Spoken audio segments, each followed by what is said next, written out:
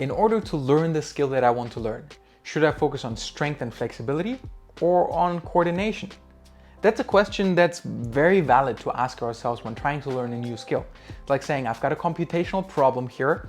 Should I upgrade my computer parts or should I download new software in order to tackle this problem? And the answer to that is not super straightforward. In fact, both of these are of course related to each other, and here's how I like to think about them.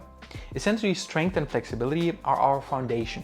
It's sort of how deep are the anchors to the skyscraper that you want to build, or just what's the base of the pyramid that you want to build, right? The wider the base, the easier it should be to build high. But the trade-off is that a good strength and flexibility foundation takes a lot of time, and it can feel like we're not making fast progress. Splits wizard Emmett Lewis, he says, when you want to make any sort of consistent progress in any flexibility shape, take 18 months to get there.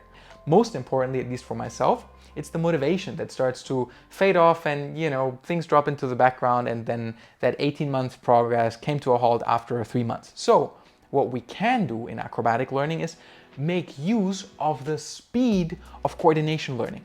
Actually, most of the beginner gains that you'll make when practicing flexibility or a strength skill are still intramuscular in nature. In other words, it's more about how we can trigger and fire the muscle fibers that just haven't been awoken yet. So there are dormant parts in you that we can start to tickle awake almost, and that's how you can make almost magical progress sometimes. Maybe this has happened to you already, where you're practicing something and you have sort of an okay session, and then you're not doing it for 2 or 3 days, sometimes even longer than that. Then you come back to your practice and it feels like you've magically made progress.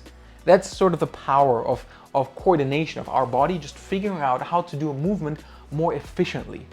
And that's why I like, with a lot of my students that I work with, to start focusing on really building up the pyramid as high as we can already build it.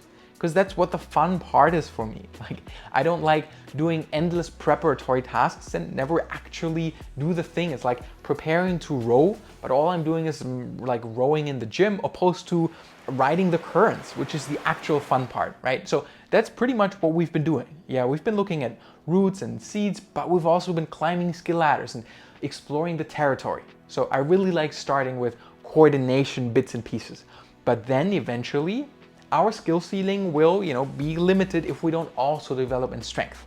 So the question is, when and how do we develop the strength as we're also balancing it with our other practices? I really recommend, if you are having an acro practice and you want to sort of keep it to, 2 or 3 practice sessions a week, do your strength practice and or your flexibility practice at the end of the session. And usually the order of any sort of practice we have is warm up first, increase your body temperature, prepare your body to the ranges of motion and to the loads that you can expect. It's almost just like warming yourself up, like getting comfortable. That's important for learning skills, right? Because we want to feel mentally ready, acute, aware, even confident. That likely will produce a good skill session. So the warm up definitely has its purpose.